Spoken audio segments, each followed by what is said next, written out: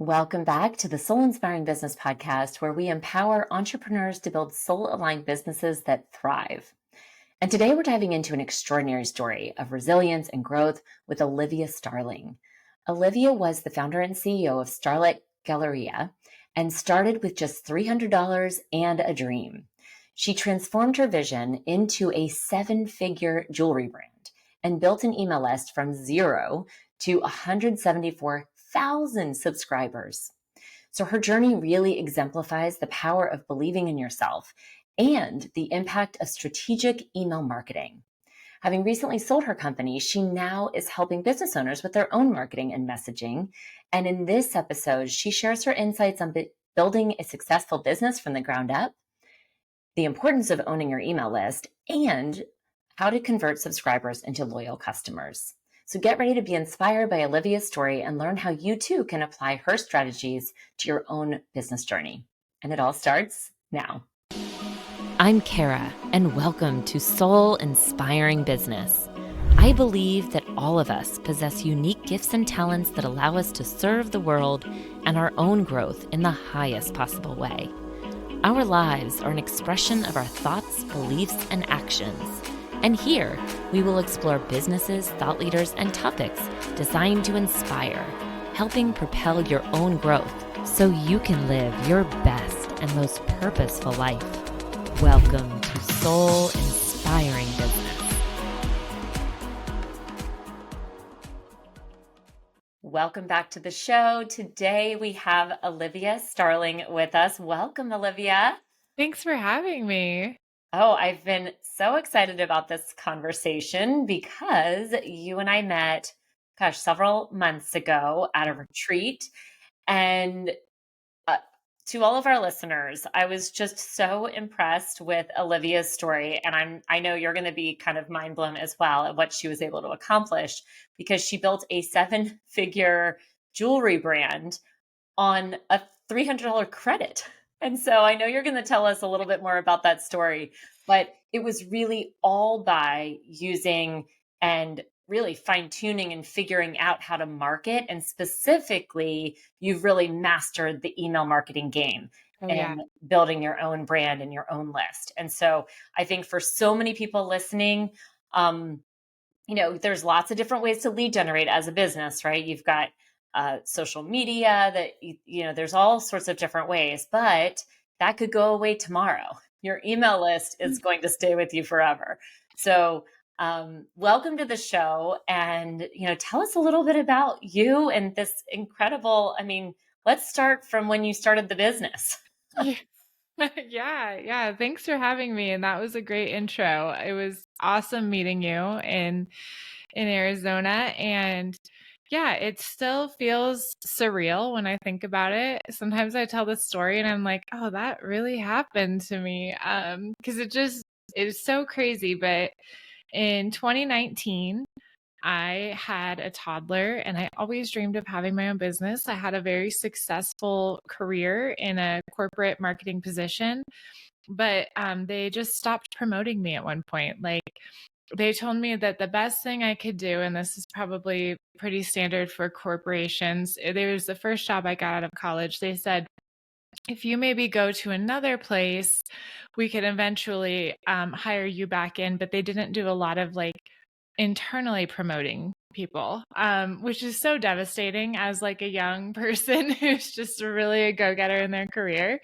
So I was thinking, I was like, oh, you know what? I wonder if, because I really wanted the digital marketing position, I thought, I wonder if I were to start a business and show them that I could really do this, if that would work. So I looked up all of these ways to start a business, and Shopify came up and an e-commerce brand came up, which back then, I know a lot of people know what e-commerce is now, but then it was kind of not super known in early 2019. And I thought, you know what, I'm going to do that. And I'm going to show them that I could actually do the digital marketing job and hopefully I get promoted. And so I went all in, and for about like 6 months of building, really getting stuff together. And then I needed products, and we were broke. Like even though I had a successful corporate career, it was with a nonprofit. So Yeah. that doesn't mean you get paid very much. But also, I just want to stop you there. Like, it's so fascinating to me that they say you're not going to get promoted, and like your first thought is, well, I'll show them, like I'll show them that they actually should promote me and then I'm awesome, and I think that's sort of sometimes what I see as like a difference between people that really kind of grow and expand and make it and don't. It's like somebody tells you no and you think, well, that's just a first start, Yeah, I'm like that. I can ask again and get another no, or maybe they'll say yes. Right. I also think like I was 28. And so there is a part of me that realizes that in that moment, I was like too young and too dumb to think that it wouldn't work. Like I had no thought in my brain that this like master plan was not going to work out. I think as I get older, I'm more careful now. And I'm like, oh man, I wish I could harness that young energy again where I'm like, so unafraid and unapologetic. Like, oh yeah, you know what? I'll show you. I'll start a business. So I Right. did it. Like but when I had to buy products, the thing you said about the $300, we had no money. Like we were barely making ends meet and I had a toddler and it was like stressful buying pull-ups and all the things. We had just bought our house. And so, I took the last $300 that we had on credit on our credit card and I spent it. And I did not ask my husband. That was just like, I was like, you know what? I'll figure it out. So I did. I bought the inventory. I bought $300 worth of inventory. And I went for it. I went so hard and it took a while. Like there were crickets for the first couple of months, but I just didn't quit.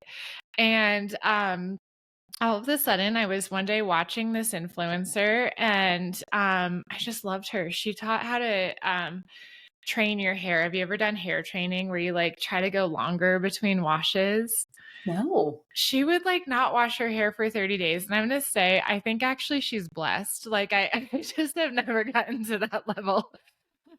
I've never even heard of that. That's hilarious. Yeah, and she was so incredible, and I was like she would show products, and I thought, I would love to have her show my products. So I reached out to her on Instagram, didn't hear back, of course, because she had a big following. Then I thought, you know what? I bet she has less followers on Facebook. So I got really creepy, followed her on Facebook, sent her a Facebook message, and I was like, hey, I've seen you like promote products, and she was pregnant at the time. I feel like I also didn't say what my product was. I sold this will make more sense. I sold fake engagement rings. So I sold engagement rings that you could wear, that you could swap out when you were like traveling or anything like that. They were really pretty. They looked like real diamonds. They were made of sterling silver. They'd never turn your finger green. They were really durable, really high quality, fake engagement rings. And she was pregnant at the time. And I said, hey, when I was pregnant, I remember my fingers were so swollen, I couldn't wear my wedding ring. Can I send you an engagement ring? And she reached out to me and she was like, yes, of course. Well, I first then backtracked because I thought, oh my gosh, what if she thinks I'm saying her fingers are fat? So I was like, oh my God, I'm so sorry. I didn't mean that. And she said, no, my fingers are sausages. Send me a ring. So I sent her a ring. And again, I was working a full-time corporate job. It was even more than 40 hours a week. And I had a toddler and I had a busy life. And so life just was like continuing on. And all of a sudden, she went into labor and still hadn't promoted my product. And I thought, okay, she had her baby. Her fingers are probably not swollen anymore. I'm probably never going to hear from her. So I was a little bummed, but I thought, I'll come up with a new plan. I was like pinning on Pinterest. I was doing so many different kinds of things. And then one day I was sitting at lunch with a friend and all of a sudden my phone went cha-ching. And that's the sound that Shopify makes when you get a sale. And I was like, that's cool. Somebody bought something from me. That's like kind of random too. And then it was like cha-ching. And then it was like cha-ching, cha-ching. And my phone is just like blowing up. And I'm like, I'm getting hacked. Like, I don't know what's going on. And then I was like, what kind of hackers are giving people money? What is going on right now? And so I ran off. I excused myself. I checked Instagram and sure enough, she had posted.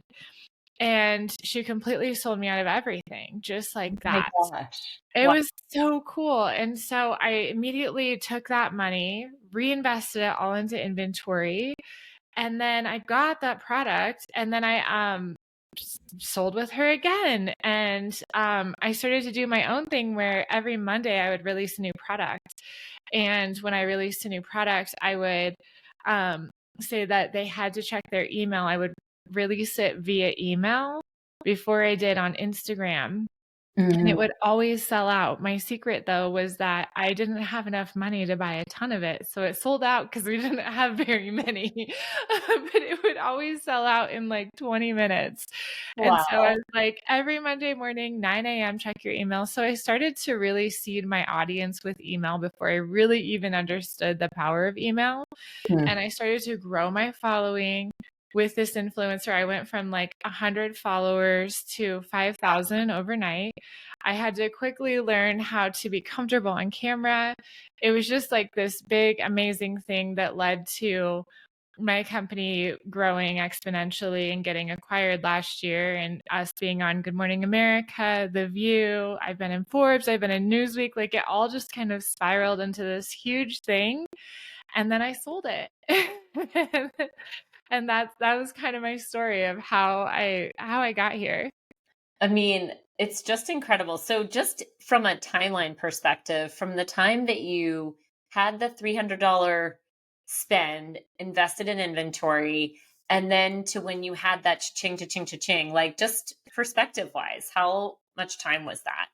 I'm pretty sure I bought the inventory like January-ish, and I'm pretty sure by like April was when we did our first sale.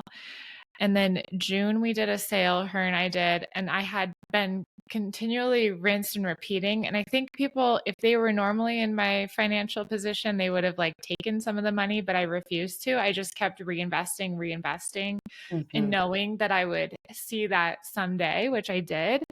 Um, in June, we hosted a birthday sale with her. And it was her big birthday celebration. And what we told everybody, I bought so much inventory for it. And we said, okay, on like her birthday was like a Friday or something at 9 a.m., we're gonna give you a 50% off code. And so then you can shop.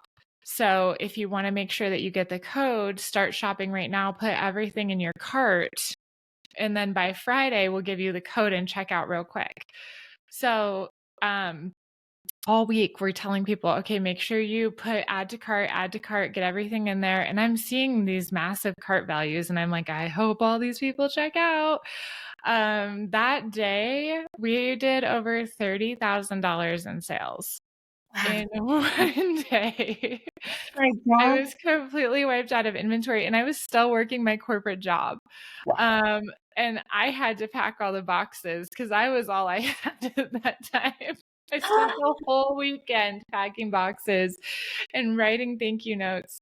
And yeah, that so I did about six figures in the first 6 months, Hmm. including that January when I got the inventory all the way past like the end of June. And then in October, I resigned from my position, and I helped them backfill. I gave them like a month's notice. Like it was a really great split. Hmm. And now they always message me and go, if you ever want to come back. And I'm like, hard pass. You didn't Like, believe in me. yeah.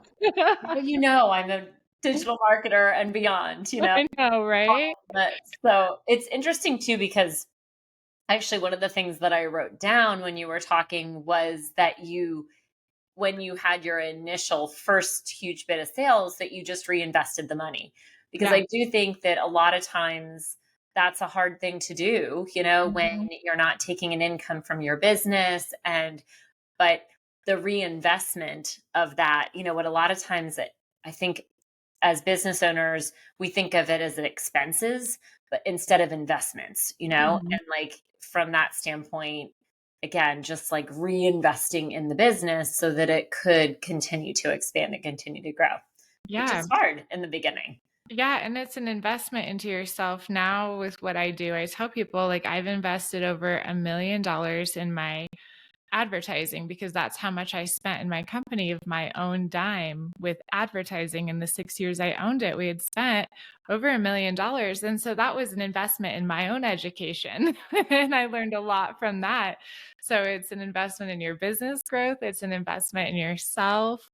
But I would also say, one thing that I did that I feel like I should not have done was I should have paid myself more throughout the whole time. I think that there's two different ways. Some people just like take all the money and run, and then they don't have anything to reinvest. Or some people never pay themselves. And Mm, it's like that can lead to burnout, right? Like if you're not feeling the fruits of your labor, then that can totally lead to a place of like resentment for your company. do you have a sense as to what that amount should be, or have you come to terms of what you'd like to see that going forward? Yeah, I think this time around, I pay myself about 80% of what I make. Hmm. Last time it was 10%, maybe less. Yeah. And Yeah. it's a different business model and a different me also. But yeah, I think that especially like for you with real estate, people ask me this all the time too. How much do I pay myself? How do I do it? I feel like it is such a personal thing. Like with real estate agents, I'm learning that you guys like get these massive lump sums and then you kind of have to like hold on to it because you don't know when it's going to come again. Hmm. Yeah, and for real estate professionals that have been in the business for a long time too, it's like knowing how to trust the ebb and the flow, Yeah. Mhm. and knowing that you can't hoard it either, because money is meant to flow, right? Mhm. And this is a little bit of a tangent, but since you know Jen as well, and I've talked about Jen on the show, we were talking the other day about the code of a hundredfold. Do you know that code? I don't. So she talks about it from the perspective of like when you spend money on investments, when you spend money on marketing, when you spend money on your clients, thinking of it in terms of that blessing that person 100 times, because it's also Um, sort of in like the giving and the receiving energy of it. yeah. That money is not meant to be hoarded. And sometimes if you're like hoarding it or not paying people or not paying your vendors on time, then you can halt actually the flow of money to you. So Yeah. there is this like ebb and flow to it, but I agree. I think there has to be a balance between, spending and then also being able to enjoy what you've created. Yeah. Yeah. So that's a good point to bring up. Yeah, I But I'd love to agree. talk more about, because really what you've done and now what you're doing now is helping people because you learned how to grow your email list. How many was it by the time you ended or sold your business? We had 147 active subscribers. So I was really conscious about cleaning our email list. So I don't know how many we had over all time, but if people kind of fall off, they're not clicking, they're not opening, I would suppress their profiles because I was like, they're not helping me. So we had 147,000 active. I thought when you first said you were like 147, I was like, that can't be right. Oh, thousand. Like 147,000. Okay. Yes. That's much more in line with what I was thinking. Yes, yeah, and it was great because it was kind of like an ATM, and that's what I always want people to know is, like, if you're doing your email list right, every time you need money, you can basically go and use it as an ATM, but you have to, like, warm people up, make them want to buy from you, give them new offerings, teach them things, and make it something so that people are always opening your emails. And then if you can get to that point, I remember being like, oh shoot, we need to place like a really big inventory order. And if you understand like the product based business, cash flow is really challenging because you have like 60-day lead times and you have to pay these massive chunks of like 20 grand up front. So you go from having like really high dollar amounts in your account to all of a sudden really low. And it gets a little bit tricky with product based business stuff. But when I'd be like, oh no, we need to get money for this order, like right now, I would just go quickly do a big flash sale for like maybe even 6 hours from noon to 6. and it would just be like lightning speed. I remember doing a 6-hour sale and doing 5 figures just like that. And so having an email list that's active and engaged, and that cares about you, all of a sudden, like, you can make money really, really quickly. Yeah. Yeah. And I think that I mean, it's so incredible to think like going from 0 to 147,000, Yeah. and you and I have talked a lot too on like the learning lessons that you picked up along the way, really kind of self-taught, like Yeah. learning from others and then implementing it yourself and tweaking it and all of that. So for somebody just getting started into email marketing, help them think through like what are the first things they need to either set up or decide on, like where do they start? Yeah, I mean, start by finding like a great system that you like. You're moving into Flowdesk.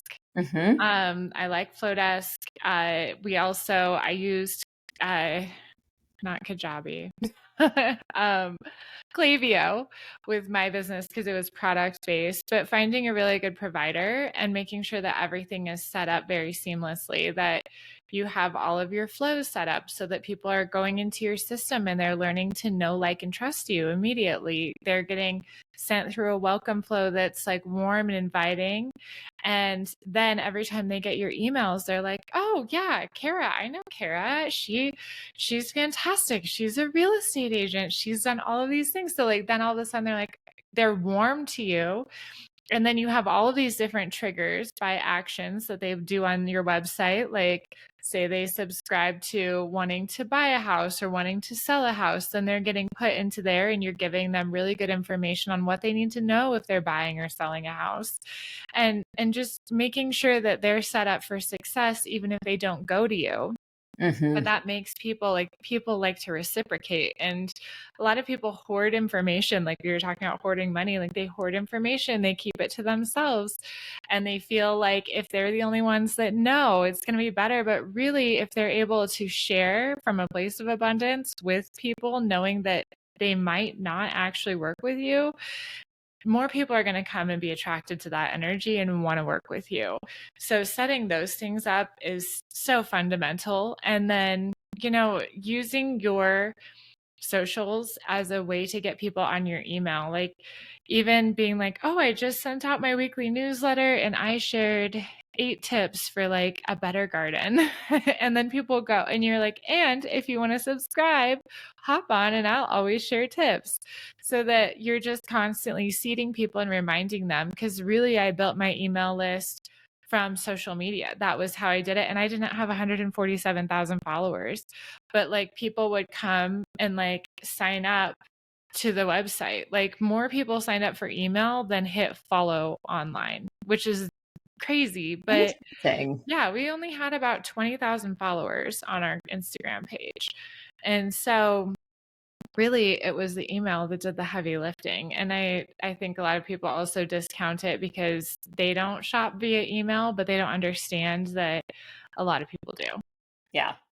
Well, and I love that you said like lead with value. I think that's so important because, and have you read the book The Go Giver? I love that. Yes. Yeah. So it's all about, being abundant minded, and the more that you give, the more you receive. Hmm. And also I think that just in general, I think that our service professionals are definitely moving more into this realm of building your personal brand because, Hmm. and your email marketing is sort of an extension of that, right? Because Yeah. it's like, for example, like a Ryan Serhant in the real estate space, right? He has built an incredible personal brand. There's no way that somebody's going to look at him like you do know. I mean, maybe some people, because of how he's built his brand, it resonates with some and not others. But like people view him as knowing the New York real estate market. And also now he's expanded into other markets because he's built this super powerful brand. And so to be able to like give value um, through your email, through online. It's just like relationships, I think, are the way of the world. And so this Hmm. is just basically cultivating a relationship, really. Yeah. Yeah. And I do have one regret with selling my business and what I didn't do. So I did build my personal brand in tandem with the business brand, which is incredible because as soon as I started selling the course, it was like all of a sudden everybody wanted to be in the next thing I was doing. And you would think jewelry doesn't equate to marketing, but really people are interested in what you have and who you are. But the thing that I regret was I did that online. Like I did a play where I had my personal Instagram and then I also had my business Instagram. And I would actually only post from my personal Instagram and then have it reposted on my business Instagram. And then my business Instagram obviously was run by a member of my team, and they would do like generic posts and things like that. But people would go and follow my personal page. And so I built a really strong personal presence there, but I didn't do that with my email list. So as soon as I sold the business, I went back to 0 emails. I think I have 72 right now, which is kind of sad for me. Um, Yeah. but yeah, that's going to be a whole new thing is like I'm also rebuilding and it's kind of fun to help other people build while I'm also rebuilding, you know. Yes. But that Yeah. was something I regretted was not having that play because when I sold my business, all of a sudden those 147,000 people are not in my back pocket anymore and I now have to find more. Do it again. Doing, but yes, yeah. Um, and so I guess like we talked about a few of the things that you'd recommend to get started. And yes, you are actually now, which I'll include for all of our listeners that are interested in learning about Olivia's course, because what she's doing now is really given that she's mastered the digital marketing email marketing space, she's now helping and teaching other entrepreneurs and business owners how to do the same thing, giving Mhm. them a roadmap, Yeah. which is awesome. And I've been part of the community, and the value you're giving is so amazing. So we'll definitely, for anybody listening to the show, you want to learn more about it, I'll definitely have a link in the show Yes. notes. But so tell us a little bit more on, okay, so you get started, you create these customer journeys, and then what are some other do's and don'ts of email marketing that people should follow? Oh, yes. Well, in the course, I have the 10 commandments. Yes. And so Maybe pick a few. yeah, I'll pick a few. I could go on about this forever. I do say personalize every email, have a name in there. And Kara was witness that I used the wrong tag and it just said hello first name. But the amount of people who replied in the email and said, "Uh-oh, your tag didn't work," or something like that. When people reply to your emails, that actually gives you a positive sender rate. So it actually worked in my favor that I accidentally sent out a mistake, one of my first emails, with this new email list I have. So, it's okay to make mistakes. Like take that as a learning experience. And when people do a reply, that actually helps your sender record to tell you about your mistake. Like don't get upset about that. So always use the name though, because people, when they are looking at something, they can recognize their name faster than they recognize any other word. And so if you can have their first name in a subject line or the preview text or even right at the top, personalization is so important. So if you want to make sure that everybody signs up for your email list, they have to put their first name in. Do not make that not required, so that you can always have their first name in every single email. Other ones, don't ever buy an email list. Oh my gosh, please. Whatever you do, you have to be like me, start from scratch, and build that list, because buying an email list is, first of all, illegal because people have to opt in. You can get in so much trouble for it, but also these people don't know who you are. And so they just don't want to talk to you. Like, start your email list the right way, get off on the right foot with your customers. One thing on that too, because I think there is such a temptation to buy a list and input everybody's emails into this like big database, right? But to your point, part of what the email server is doing is evaluating like how much do people relate to your stuff? Are they going to put you in the promotions tab, or are you going to get in the primary tab?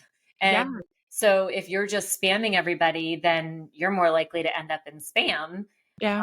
But then the more engagement you get, if it's people that are actually resonating with what you have to offer, you're going to have a better deliverability rate. Yeah. And deliverability is huge because you could have an email list with a million people on it, but if only like 2% are getting it, it means nothing. So yeah, making sure that you set it up the right way. And there's a lot of different things to set up the right way when you're making sure that your like sending domain is correct. All of those things are really, really important that people kind of overlook. They just get an email list, they get their email list going and they just start like sending and blasting. And then they're like, nobody's getting my emails. So yeah, start it out the right way. And then make it fun, like make people want to open your emails, give them incentive to open. I used to always share little stories too in my emails. And so people like to open them because sometimes it would just be a story of like me and my daughter or something like that. And then I would be able to tie it back to the product and have a link to the product in there. Not every email needs to be really like beautifully designed. You actually can use a lot of plain text emails unless you are like a product brand. So I did have a product brand. So most of my emails were designed. But if you don't have a product brand, like having no images in it actually will make you show up in the inbox much more often. So that's another thing. Gosh, I could go on forever. Do you want me to keep going on these? Well, I'm curious, what is a good deliverability rate and what is a quote unquote good open rate? Like Depends deliver on industry or Well, everything does depend on industry. And so a lot of email services will tell you like your industry averages, or like businesses that are comparable to yours, like list sizes that are comparable. Like the smaller your list is, the higher your rate should be. Mm, Um, so like say you have a list that's under 10,000, like you want your deliverability to be like 98%. You want your open rate to be like 50 to 60%. Click-through rate, probably at least 3%. As your list gets bigger, those numbers obviously go down because it's much harder to maintain. But that's what I would say for like that $10,000 or 10,000 subscriber list and lower, probably like you should really be getting super high numbers. And if you aren't, clean your list. mm, Make sure your sending domain is good. Um, Start asking people to reply to your emails. And that will definitely like increase your deliverability is if you're going, so like if you go, oh, hey, I'm trying to figure out what we should launch next or what we should do next, or are you interested in looking at this home? Reply yes. And then when people reply, that's when it goes, oh, okay, this is a real list. These people actually care. People are engaged, and all of a sudden those numbers can go up. that's good. Yeah, good context. So, no, this has been so helpful. And I think it's, again, just a helpful way to help people think about building. I think of email marketing as building personal brand and just having something that you can own, Yeah. because if Facebook goes down tomorrow, if, I suppose if Gmail went down, we would all be in trouble. But, you know, Nobody would have a job.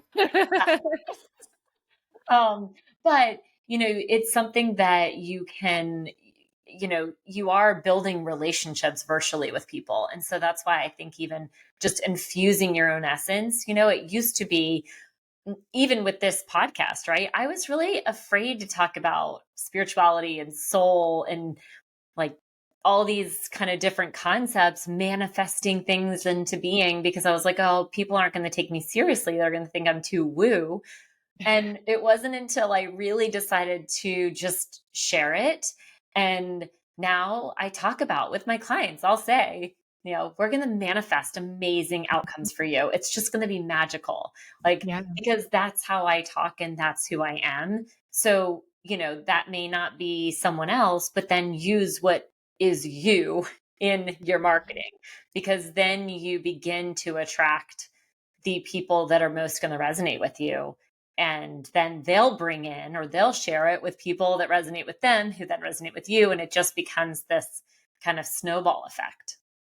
Yeah, exactly. I would say, like, for you when you're building emails to definitely be like, what's the manifestation of your dream house? Send me a reply so that I can see it. And then all of a sudden somebody's going, "Oh yeah, what would it be like?" And they're thinking about it, they're dreaming about it, they send it to you, and then you can kind of connect with that person one on one. It's not really like you talking at people, you should be in a conversation Mm. with your emails. Um and also there is that law of like attract and repel, and you'll really attract the people who are drawn to you and you'll repel the ones that you don't want. And I feel like that's a beautiful thing. Like we don't everybody doesn't need everyone as a client or everybody as a customer. There's people who would like sell the exact same thing as me, and they would sign up for my course and I would teach them everything. And people were like, "Aren't you worried about that?" And I was like, "No, because the way they're selling it is different than the way I'm selling it. And their customer is different than my customer. So to me, I'm not going to lose anything. I'm Yeah. only going to gain that like good energy exchange with this person." Yes, totally. Well, and I love that. One of the things that I'm sure some of our listeners have heard me say this before on the show, but it's, God, help me attract or bring to me all the people that I'm meant to serve, and lovingly remove the ones that aren't, Yeah. So same kind of thing. Like, we aren't meant to be a one size fits all, but we can actually create amazing impact by, like, being in our own energy and attracting in the people that are meant to be that part of that. Yeah. So this has been such a treat to hear your story, to get your tips and insights. And I'm also curious, as a mom, as a business owner, now kind of starting anew, like, what ways do you find inspiration, or what things do you do for yourself to kind of get into that creativity mindset? Yes, I talked about this today in my community because people used to always ask me, "How do you get motivated? How do you get motivated?" I was like, "I don't know how to not be motivated." But back then, I was hustling so hard because I had to. Now I've sold my company. I just got married. I'm very comfortable in my life. Like financially, I had to hustle, and now I don't really have to. So my internal drive has had to shift completely since the sale of my company. Of like, I know that I need to share this information, not for me, but for other people. And so that was a big part of starting this business. Was I used to sell a course that was very similar to what I'm selling right now, and it was $1,000 to join. And then they'd get all the course material, and that was it. And now I have my most expensive course is $98, I think. And so I've made it incredibly accessible to people to have really good education. In the marketing realm, there's a lot of people online that sell courses and they've never created a seven-figure brand. So I'm taking all that information that I got in my brain and that I've worked really hard for, and I'm giving it for a really good price because right now my motivation is actually just to teach people. I don't need to go out and hustle and make all the money in the world and do all of these things. So I've had to like adjust that internal motivation that I used to have and kind of like feel myself center and ground into this like different mindset. Yeah. Yeah, no, for sure. It's interesting too when you get to that point of, like, just, I think it's probably part of the entrepreneurial journey too, that where you get to a place with just wanting to create big impact. Yeah. Um, and I think actually that's what a lot of our listeners, and even part of creating a soul inspiring business, it's like, you know, you create big impact, but the bigger impact you have, like, the more money you make, which is also sort of a reciprocal thing. Yeah. So but like, when you're doing it for the impact, the money just comes. And Um, sometimes we've also had episodes where we've talked about this, of kind of separating those two, the money and, like, the job, out into two separate yeah. entities, right? Because it's like you manifest the money, and then you just show up every day and make an impact, and the money takes care of itself. Hmm. I agree with Um, that. Yeah. so do you have a meditation practice or something that you do, or are you still figuring that out? I am like a Wim Hof junkie. Like I just have to Wim Hof breath work all the time. Have you ever done it? It's where you like breathe in really deeply a certain amount of times, Then you hold your breath for 60 seconds, and then, or you exhale, hold your breath for 60 seconds. Then you inhale, hold your breath for 15, and then you go all over again. You do it for 4 rounds. And it is like the most euphoric, clarity enhancing kind of thing that you could possibly do. And he's on Spotify. You just type in Wim Hof. All right. Well, you know what? It's funny because I have heard of him before and that technique. Yeah. I was actually at a conference one time where they like opened up with that. Yeah. But I haven't done it regular. I think I did it at the conference and that's it. So I'm going to have to look that up. That's cool. Yes, Wim Hof, and then the cold plunging. We did that last winter. This winter, I was like, I'm just gonna do the breath work, the comfortable. I don't blame you. Oh, that's great. Yeah. Well, thank you so very much for being here, for being part of the podcast, and for sharing with our listeners. And we'll make sure to include the link. So if you want to learn more about Olivia, if you want to have access to the courses that she's building, she has clearly done it at a really high level in a way that I think most people can't speak to. And I'm just really wishing you just the most amazing success in this next journey. Oh, thank you. I'm wishing you the same. Loved being here with you today and would love to connect with you more over on Instagram. My handle is linked to the show notes, or you can just type in @Chaffin Donofrio. And I have something special for you as a free gift, my Dynamic Life Journal. This special book has the power to really help you live a soul-inspired life. Go to freegiftfromkara.com. Easy to remember, freegiftfromkara.com. Until next time, beautiful people, sending all my love.